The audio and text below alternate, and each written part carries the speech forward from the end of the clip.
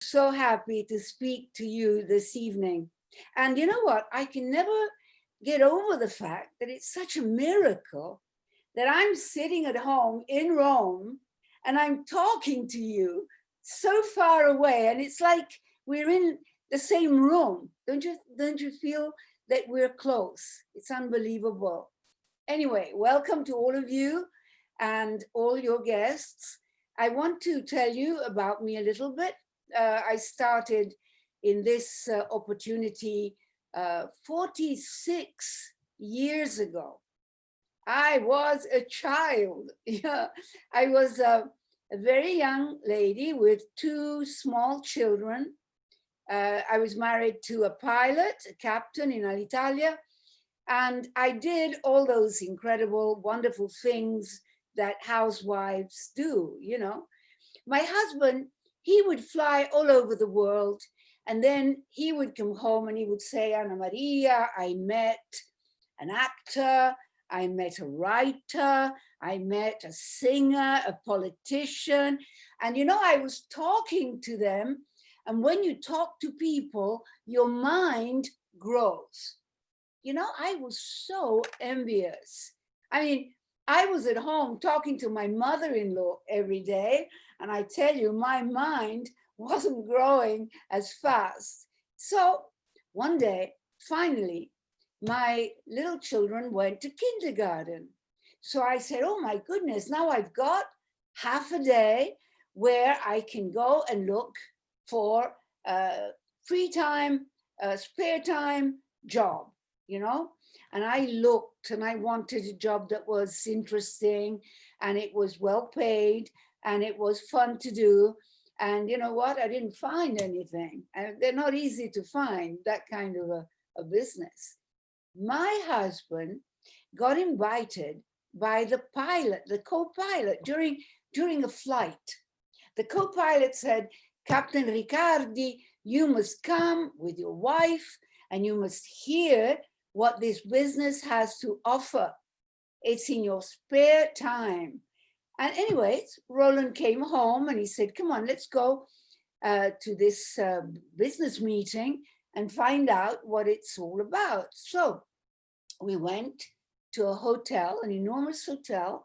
Must have been 300 people in the room. And there was a product display, a really very big product display.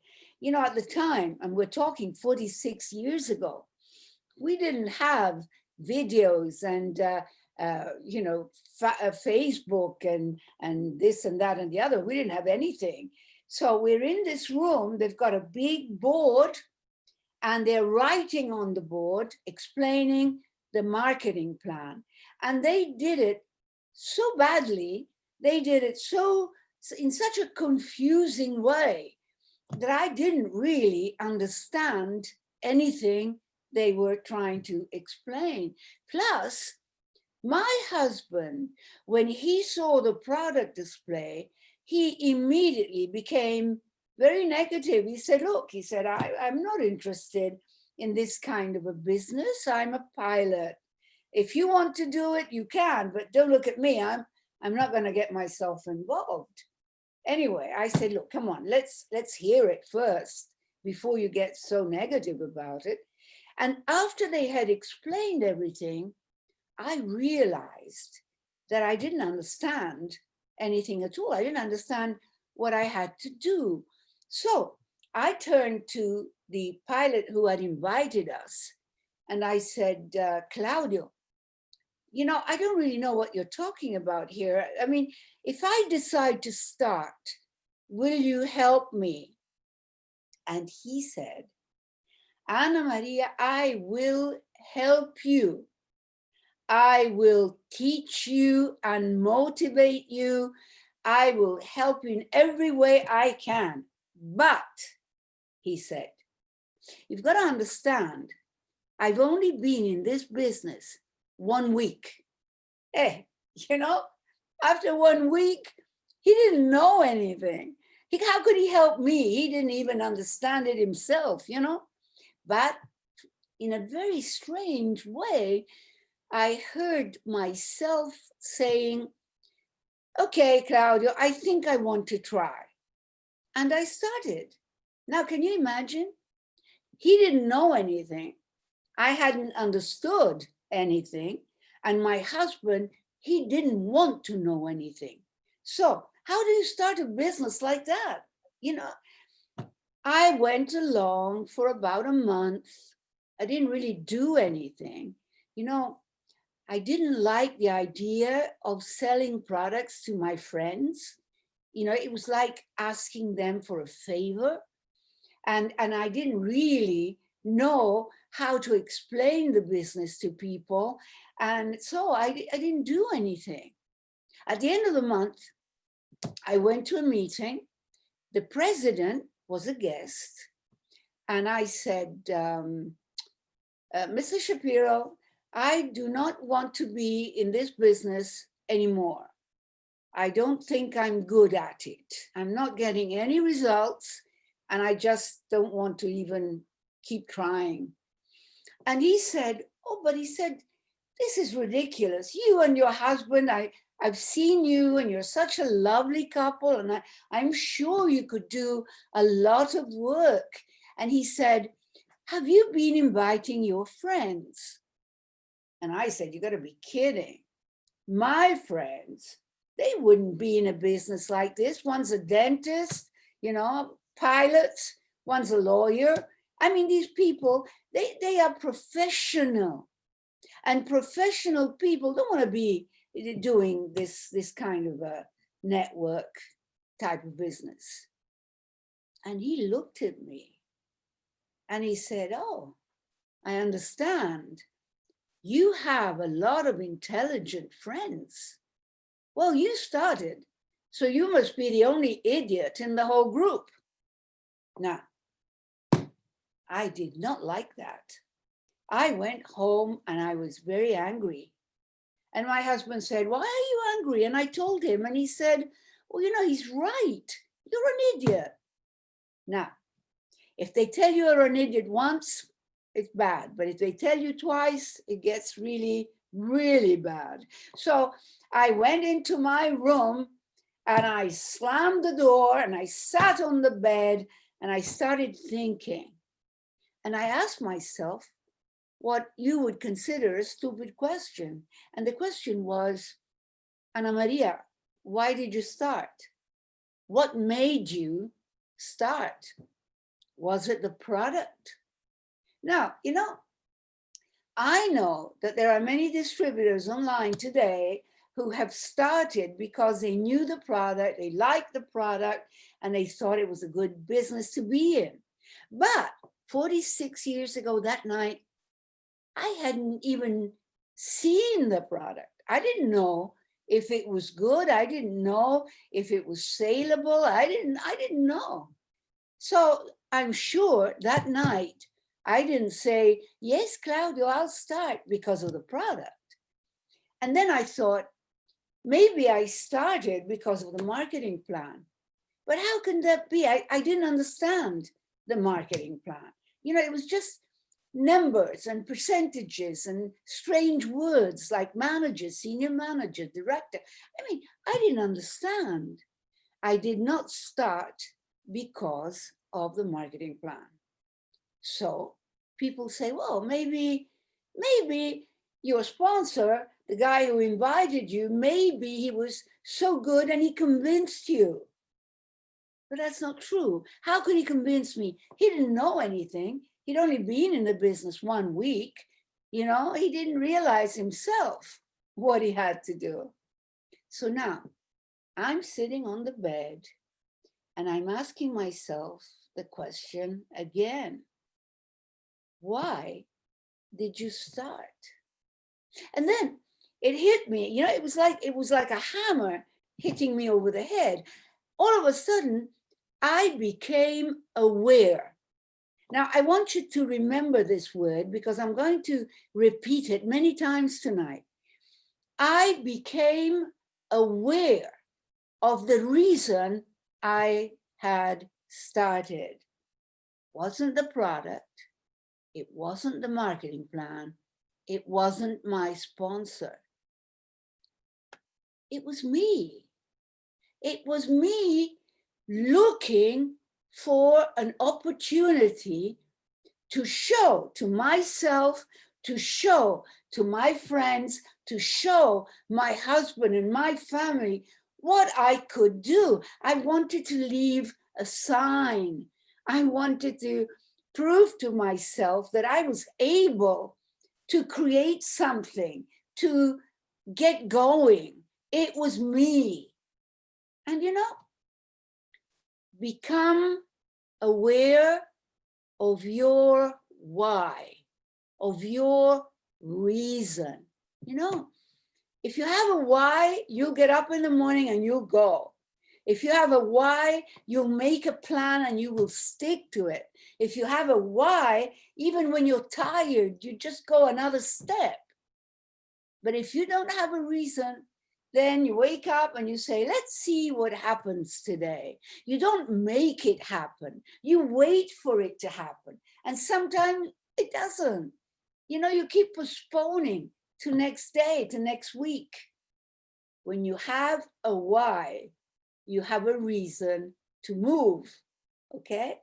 Become aware of your why. Now, there are a lot of people who come into our business, they get nothing done, and they go into another business. But it's because you always think that the grass in the other garden is greener than the one in yours. Unfortunately, when people go from one thing to another, they bring themselves with them. And if you don't have a reason, it doesn't matter how good the product is. It doesn't matter how fantastic the marketing plan. It doesn't matter what company you're in, what network you're working. The problem is, if you don't have a reason to do it, you won't do it anywhere. Okay? Having said that, after a month, another month, I was beginning to talk to people and I was getting some results, but not crazy results, not big results, just a little bit of product here and a couple of people in the organization there, just slowly going along. And even though I wanted to go faster, it didn't seem to click. And then, let me tell you what happened. One night, I went out with my husband and we were going home, and it must have been about midnight, midnight, 12 o'clock at night. And we walking along, and we walk past the food shop where I normally did my shopping. Well, the door was shut, everything was down, like locked, but under the door, you could see some light shining under the door. And if you listen, you could hear noise inside. I said, my gosh, I said to my husband, are they stealing in Tonino's shop? And then I listened and I realized they were just moving boxes. And I said, oh, isn't it crazy? It's 12 o'clock at night and Tonino is still working. Well, the next morning, I went to the shop to get my shopping for the day. And I went in there and I said, Tonino, I heard you last night. You were still working at 12 o'clock at night. My gosh, you really, really keep long hours. And he looked at me and he came really very close to my face and he said, Mrs. Riccardi, this business is mine. This business is mine.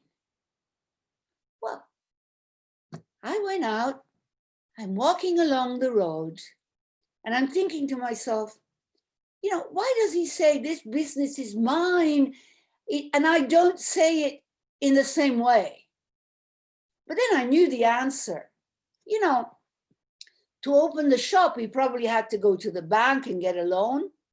And then at the end of the month, he has to pay the rent, and he has to pay the boy who helps him in the shop. And then he had to buy all the food inside. And then he has to make sure that he sells it, because he's got to pay back all the debts he made to open that shop. Now, is that why he says, it's mine and I will work and I am willing to work for all the hours it takes because it's mine? And here I am in the middle of the street, and I realize that I paid the registration to start in the business. I bought a little bit of product. I was not financially involved. I was not financially put out as much as he was. Is that why he felt the business to be his, and I didn't feel the same strength in saying it? And is it because of that I was taking the business in a very superficial way? I wasn't realizing that it was mine to build, mine to create, mine, just as mine as his shop was his, with a difference. He had to put a lot of money in, and there was a limit to the money he could get out. We put nothing in, or very little, and there is no limit to the money we can make. It's unbelievable. And yet, do you know how many people take this business as plan B, as a very superficial, let's see what happens, let's try, you know? They don't get themselves involved in believing, in becoming aware that this business is yours. And you know, I remembered what they said that night. I saw the presentation, and they said, you know, you don't work for Neolife. You work for yourself. You are the president of your business. It is yours. The day you want to stop, your children will inherit it. The day you want to sell it, you could. You know, this business is yours. And they said it 2 or 3 times, and yet I hadn't understood. But while I was walking along the road after being in the shop and listening to Tonino, I became aware this business is mine, and I will give it all my energy and all my effort. You know, it's unbelievable. But if you look at the people in Neolife, you know, it doesn't matter if they it doesn't matter if they are 5 diamonds or 4 rubies or director of sales. It doesn't matter if it's Paul McQueen. It doesn't matter. You know, you will never find a person in our business who works 8 hours a day every day. You just don't, because it's a different kind of business. It's ours. We can work it how we like, when we like, as fast or as slow as we like. So, first of all, become aware of your reasons, your why. And secondly, become aware of the importance that this business has, that it is yours. Then you have to become aware of, well, you know, I want to be a leader, some people say. Okay, what's a leader? A leader is somebody who has followers. You know, if you don't have any followers, you're a leader of what? You're a leader of nothing. Now, if you are a senior manager and you have one distributor in your organization, you are the leader of one person. If you are a leader, you know you've got to find followers. So how do you find followers? in our business, you have to talk to people. You have to talk to people if you want to sell product. And you have to talk to people if you want to create an organization. And you don't have to distinguish between one type of person or another. You don't say he's good for the business and he's not. You just talk to everybody and let them decide if they're good for the business or not. Now, what will happen when you talk to people? A lot of people will come in the door and they'll go out of the window. Why? Well, some people want to make a lot of money fast, and when it doesn't happen, when they realize they have to work for it, they get lazy and they leave. Some people maybe quarrel at home with their wife or husband. Some people move cities. Some people quarrel with their sponsor. It doesn't matter. In our type of business, so many people come in the door and so many go out of the window. Now, when you become aware of this, what do you have to do to keep people? So, become aware of how to keep people. Then you become aware of how to help them grow. And then you become aware of creating a very, very large opportunity. Now, let's see how you do that. How do you become aware of keeping them? To find them, you talk. You talk to people. What do you share? You share the product. You share the marketing plan. But how do you keep people? You keep them because you share your vision, your mission. You will say to people, I'm in this business to make money, but more than that, I'm in this business because I know that by helping people to understand prevention, we can get rid of the worst sicknesses. If I can help people who have no money to start a business, if I can help the world to stay cleaner than it is because we use the right products, then my mission is a cleaner world, a healthier person, and a financially more rewarding life. That's my mission. When you have a mission, you will find people who think the same as you. You keep people because they think the same as you. You have a why, they have a why, you put the whys together and you create empathy, you create a team. Now, how do you grow the people? How do you make them grow from distributor to manager to senior manager to director and on like that? How do you do that?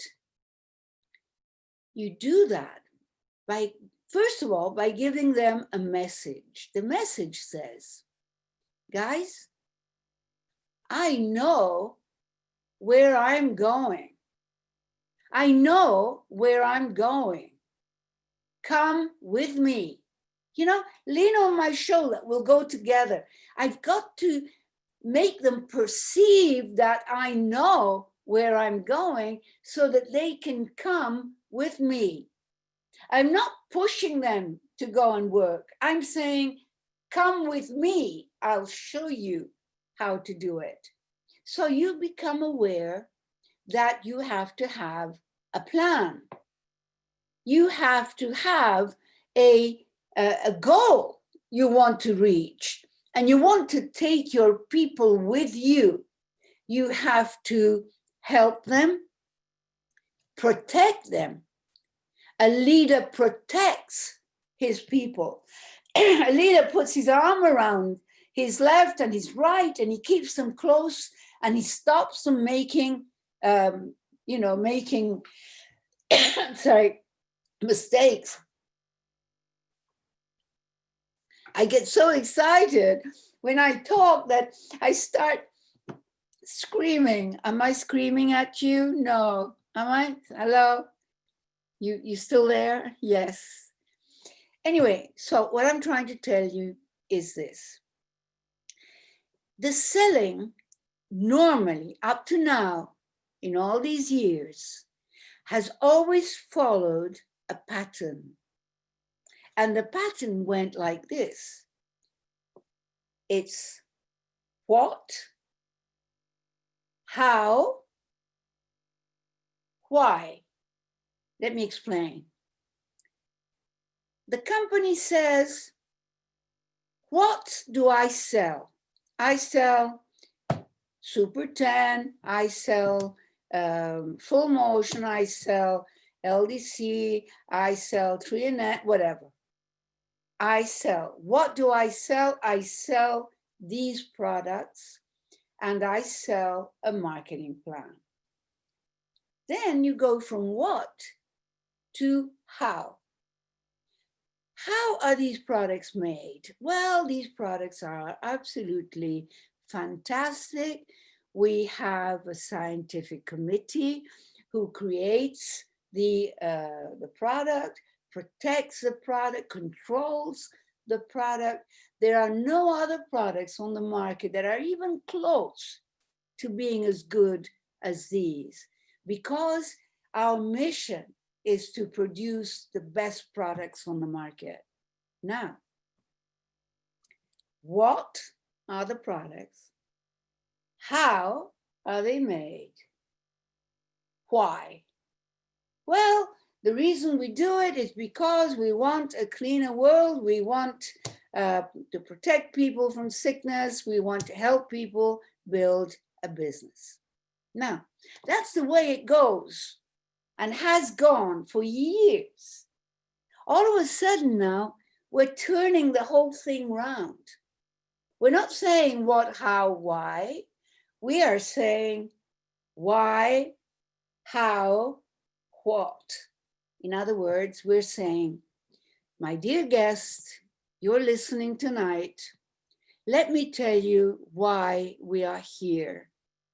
We are here to help the African people to be independent, to build their own businesses, to be healthier. We are helping to reach a goal, even if the goal is, I don't know, building a well of water in a village, even if the goal is helping to feed the kids at school. We have a goal to make a better world. How? By creating the best product on the market. We pay a scientific committee to work for us every day to create the product which is uncomparable. We can create a product which nobody else has. They try to copy it, but they can never copy it, because in order to copy it, they would have to spend so much money. You know, we put food into our capsules that is grown in a bio way. We pay for the best materials to go into our product, and we pay for the best scientists to produce them. And then we go to what. So in order to do the why and the how, what have we got now? Well, we have the best marketing plan you could ask for. And we have Super 10, and we have LDC, and we have omega-3, and we have carotenoids. Carotenoids, the most incredible product, carotenoid, the color of the skin of fruits, the color of the skin that enables us to be free of radicals. Can you imagine? Incredible, incredible products. So what am I saying here? When you, managers, senior managers, directors, when you approach your guests, You want to start with why, because people don't buy your product. They buy your why. They buy everything that product represents. So you need to develop empathy with people by sharing your vision, by sharing your mission, by sharing your why. So now, here I am at the end, going back to the beginning. What is your why?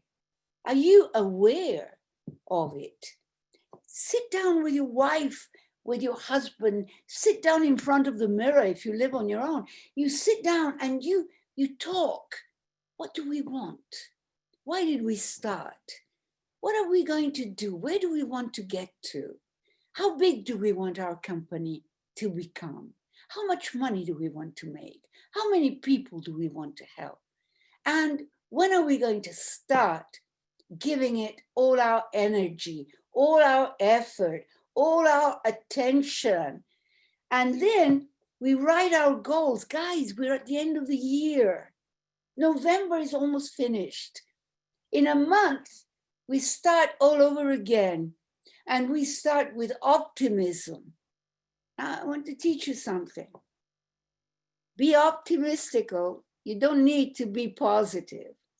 You know, people, they say, oh, I'm positive. And they don't see all the negatives around them.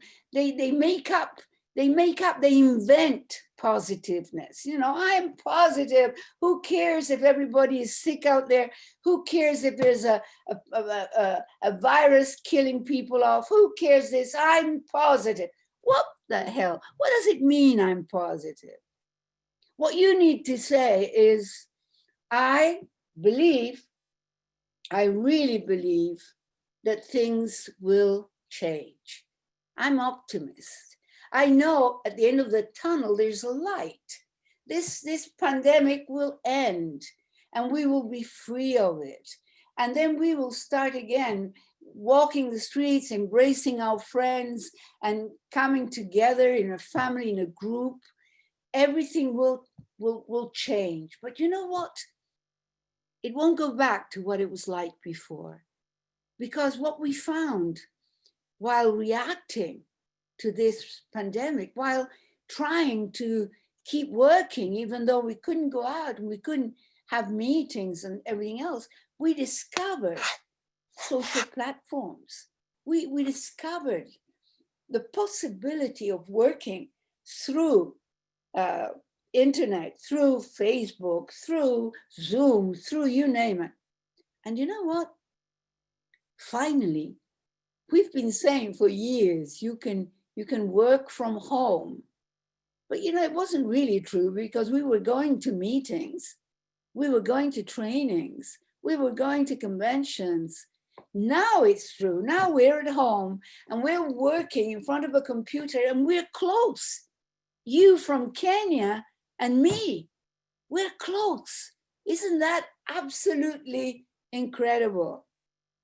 So be aware of your why. Be aware the business is yours. Be aware that to be a leader, you need two things. Number one, you need to work by talking to people. And number two, even more important than anything else, you need courage. You need courage. You need courage when they tell you this business won't work. You need courage when they say, I'm not interested. You need courage when they say, I don't want the product. You need courage when your best friend starts in your business and 3 days later, he doesn't even answer the phone. You need courage. That's what a leader has. The courage to stand by his ideals, the courage to defend his business. And you need love. You need to be in love with the product. And you need to be in love with this opportunity. You need to believe in it. If you don't believe, you cannot share. If you don't think the product is fantastic, you're not going to be able to sell it with the same enthusiasm that comes from the heart, that comes from your stomach. You've got to believe that you need to dream and you need to strive to reach your dreams, because you know they won't happen. Dreams don't just happen because you want them. You have to work and become aware that you have to work. Work in a very simple way. What do you have to do in our business? Talk to people, talk to people, talk to people. And when you're really fed up talking to people, you know what you do? You go out and you talk some more. So, in conclusion, I would like to leave you with this thought. If you want to travel far, you need to be in a group. If you want to travel fast, you need to go alone. So, if you want to be fast, you go alone. If you want to go far, you go in a group. Build your team, build your group, love your people. They're the best in the world. And thank you for listening. Wow, thank you so much, Anne Maria. That was an amazing session that you have just done to us tonight, and we cannot thank you enough for finding time off your busy schedule to be able to sit and talk to the people of East Africa. We are forever grateful because of your love, your kindness, and everybody who's on the call today. We had about close to 500 people listening to your voice today.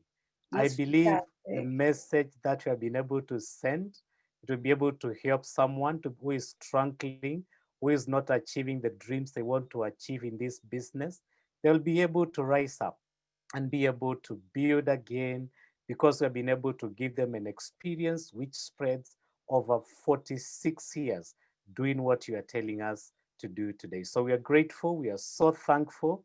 I don't need to add anything. You have been able to give us the pointers, one of them being your why. So everybody who is on this call today, just go and sleep over it. If you don't know your why, don't wake up tomorrow until you get to know why you joined this business. Just keep on pressing on, and we'll be able to achieve the success we want for ourselves. So thank you so much, Anne Maria, for Thank you coming out to all. be able to Thank you, speak to us. everybody. Good night, everybody. Goodbye. Goodbye. Thank you. Goodbye. And we are looking forward to see you next year. Ciao. Bye bye. Thank you. Bye-bye.